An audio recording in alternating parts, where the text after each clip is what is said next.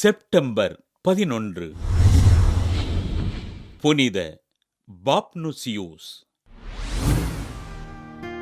எகிப்து நாட்டில் பிறந்து பல ஆண்டுகள் பாலைவனத்தில் தனிமையில் வாழ்ந்து இறை அனுபவம் பெற்ற பாப்னுசியூஸ் திருச்சபையினை வளர்ப்பதில் ஆர்வம் கொண்டிருந்தார்.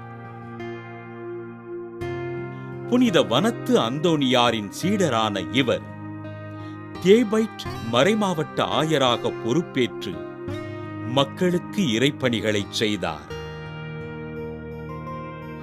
அக்கால எகிப்து கிறிஸ்தவர்களை ஆண்டவரில் வேரூன்றச் செய்த பாப்னுசியூஸ் அரசன் மேக்சிமினூசினால் கால் உடைக்கப்பட்டு கண் தோண்டப்பட்டு பல்வேறு துன்பங்களை அனுபவித்தார்.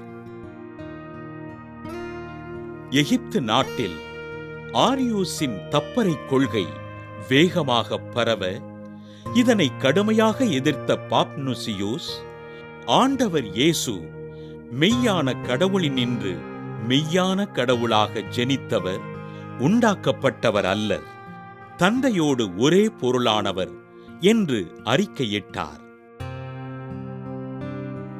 இறைவனுக்கு முன்பே திருமணம் செய்து கொண்ட ஆயர்கள், குருக்கள் மற்றும் திருத்தொண்டர்களை திருச்சபையிலிருந்து நீக்க வேண்டுமென்று குரல் எழுந்த அக்காலகட்டத்தில் இதனை மறுத்த பாப்னுசியூஸ் திருப்பொழிவிற்கு முன்பே திருமணம் செய்து கொண்டவர்கள் அந்நிலையிலேயே தங்களது பணியினை செய்யலாம் எனவும், திருப்பொழிவுக்கு முன் திருமணம் செய்யாதவர்கள் இறுதி வரை அந்நிலையினை கடைபிடிக்க வேண்டும் என்று கூறினார்.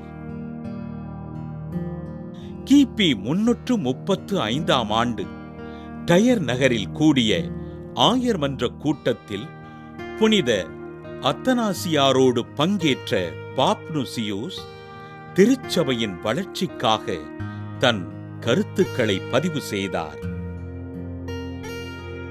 முடமாக்கப்பட்ட ஒரு கால் மற்றும் ஒற்றை கண்ணோடு ஆண்டவரின் பணிகளை செய்த ஆயர் பாப்னுசியூஸினை திரு அவை புனிதராக உயர்த்தியது.